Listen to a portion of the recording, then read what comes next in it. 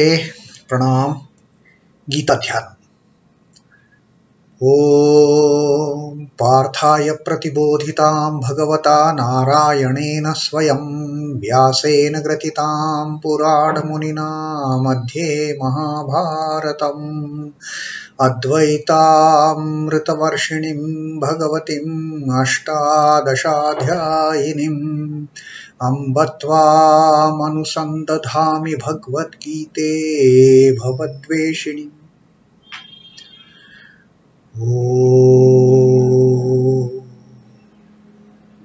Bhagavad Gita, with which Lord Narayana himself gave enlightenment to Arjuna, the ancient sage Vyasa included it in the Mahabharata. O Goddess, showerer of the nectar-like knowledge of non-dualism contained in your 18 chapters, O my affectionate mother, the destroyer of rebirth, I meditate upon thee.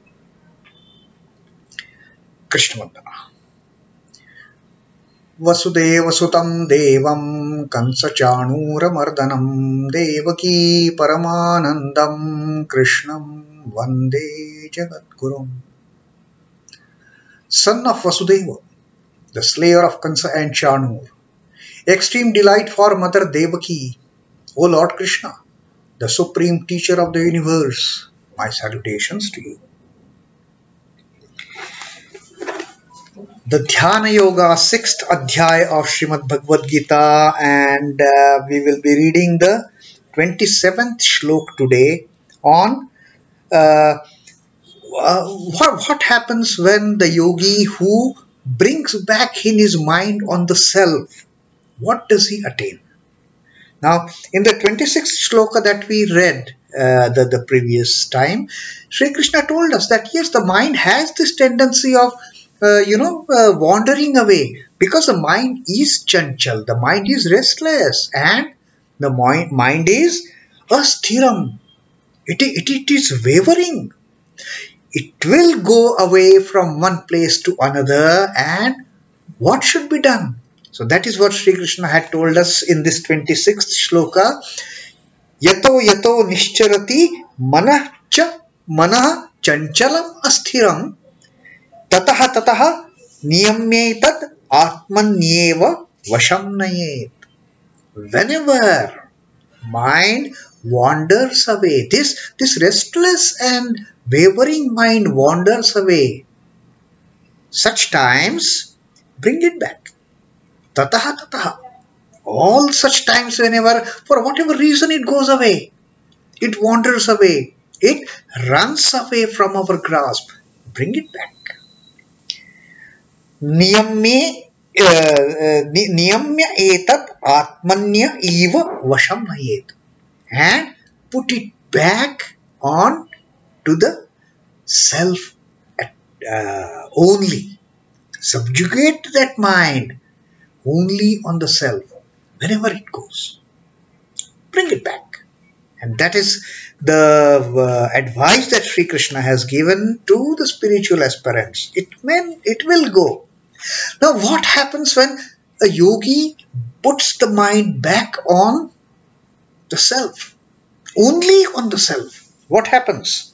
That Sri Krishna is telling us in this 27th shloka. praśhānta-manasaṁ yoginaṁ sukham uttamam upaiti śhānta-rajasaṁ brahma-bhūtam akalmaṣham. Praśhānta-manasaṁ. Praśhānta is eternal peace. The mind, manasam is mind. Once the mind completely at peace, in total calmness, hyenaṁ yoginam, when this mind, which now becomes completely at rest, praśhāntam, the eternal peace, this mind of the yogi enjoys. Because of this, what happens? Sukham uttamam upaiti. Upaiti is comes to that yogi of this serene mind which is fixed on the self. What comes? Sukham uttamam, the ultimate bliss, the ultimate peace, the ultimate joy. Parama sukham, the yogi attains to.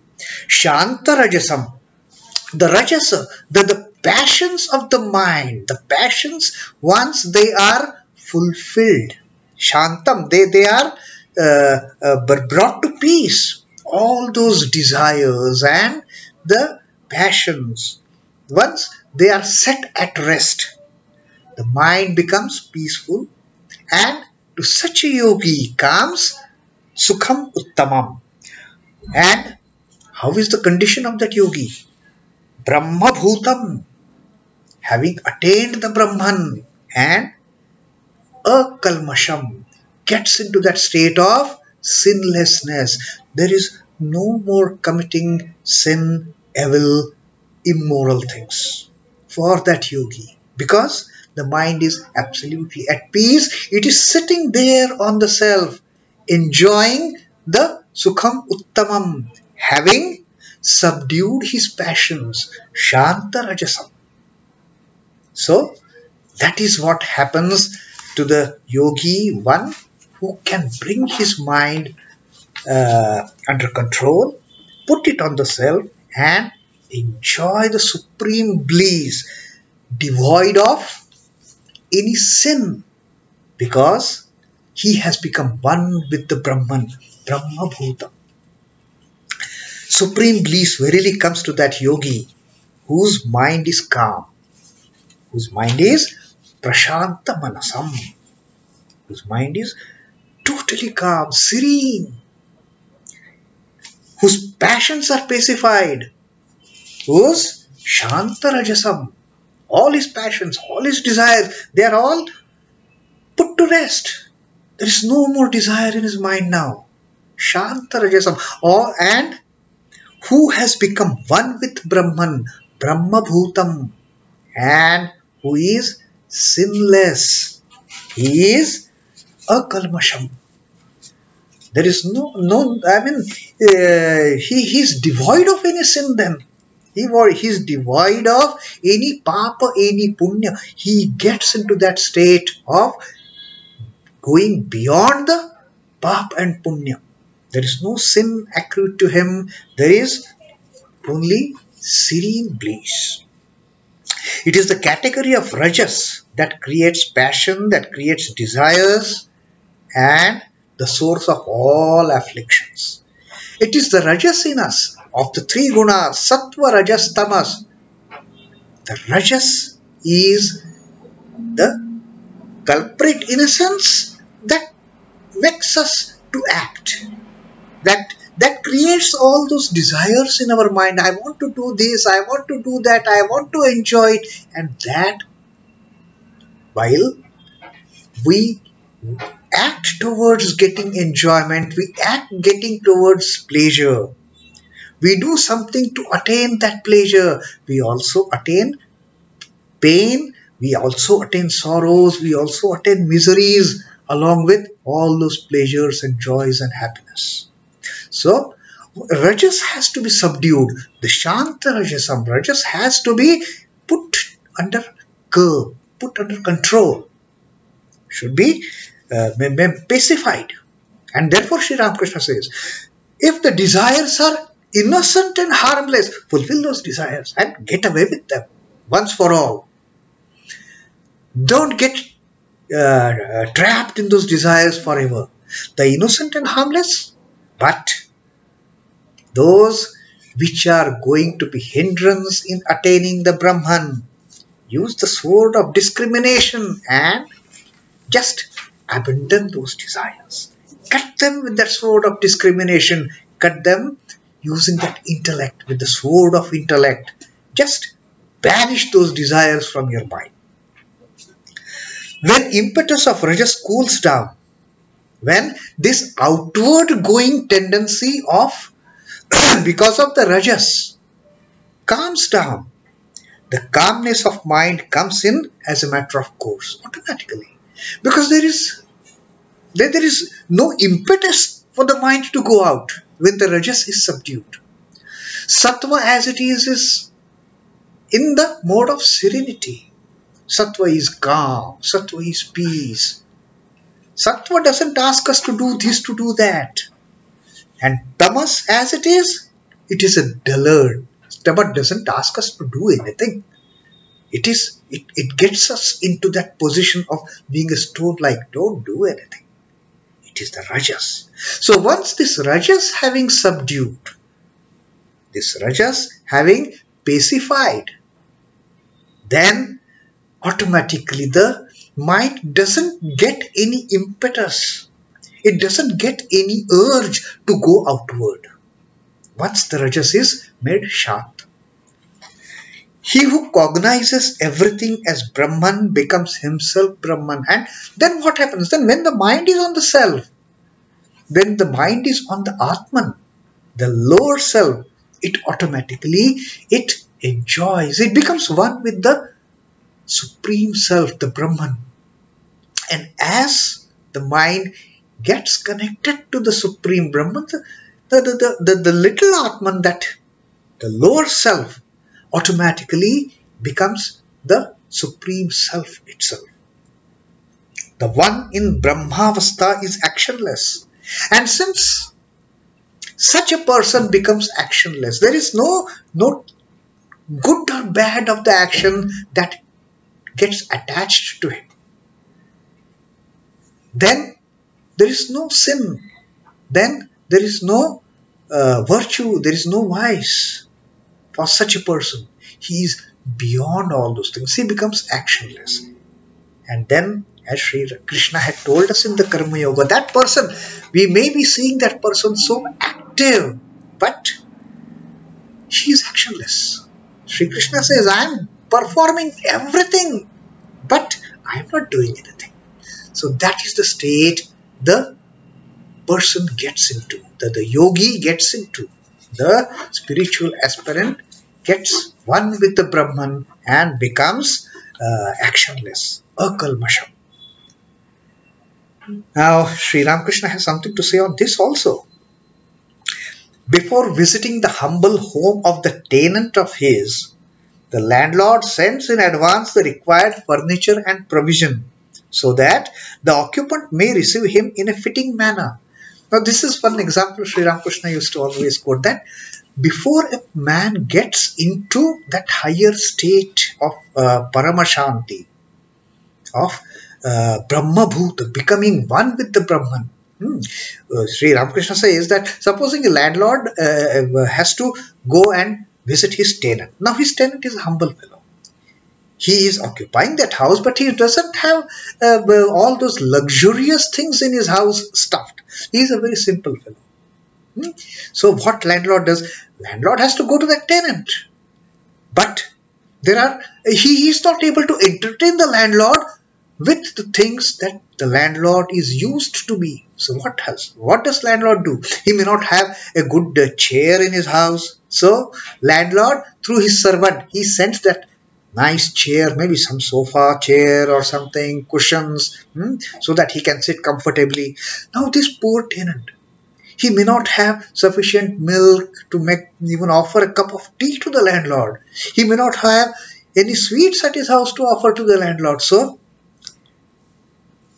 landlord himself, he sends all those provisions to this simple house of the tenant. And then when all the things are there, then tenant will prepare tea, tenant will prepare all those dishes of all those delicacies which are to be offered to the landlord. Then landlord comes, he sits on the chair which he himself has sent to the tenant's place.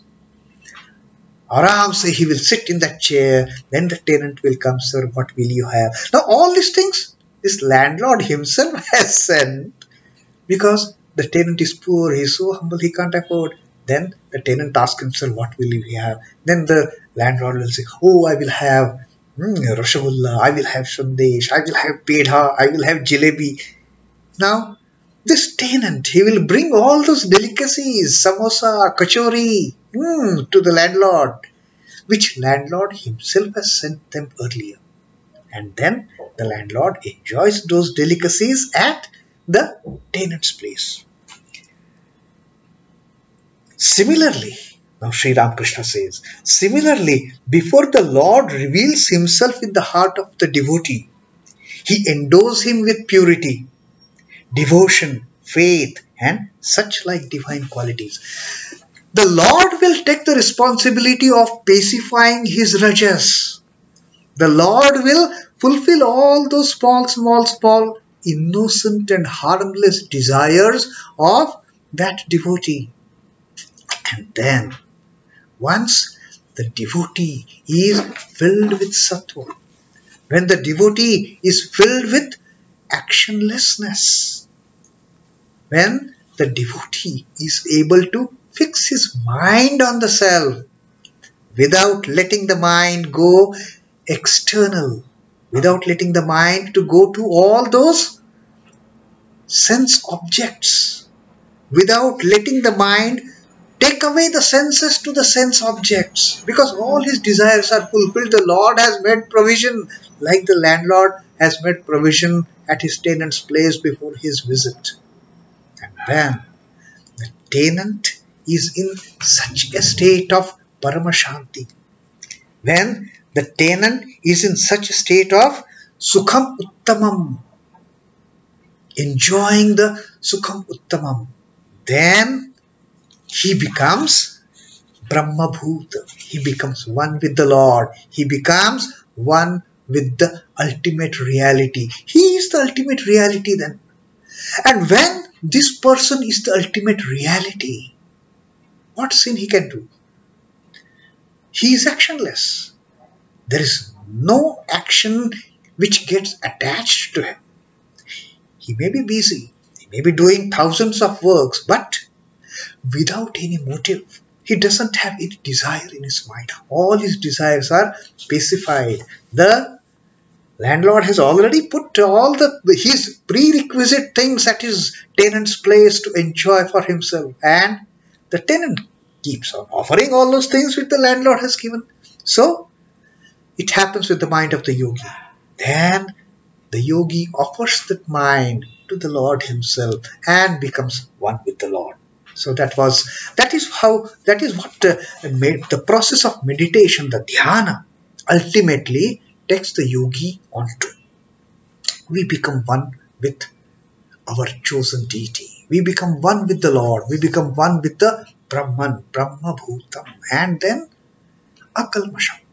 There is no sin that gets attached to us because we have become actionless. So that was Sri Krishna's teaching us on what a yogi gains by controlling the mind with discrimination, with intellect, and putting it back onto the self again and again and again, practicing it again and again and again.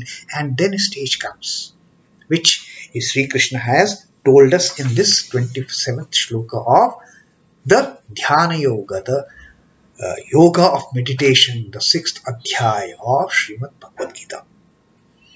Om Namo Bhagavate Vasudevaya. Sri Krishna Arpanamastu. Jai Sri Ramakrishna. Jai Thakur. Jai Ma. Jai Swamiji.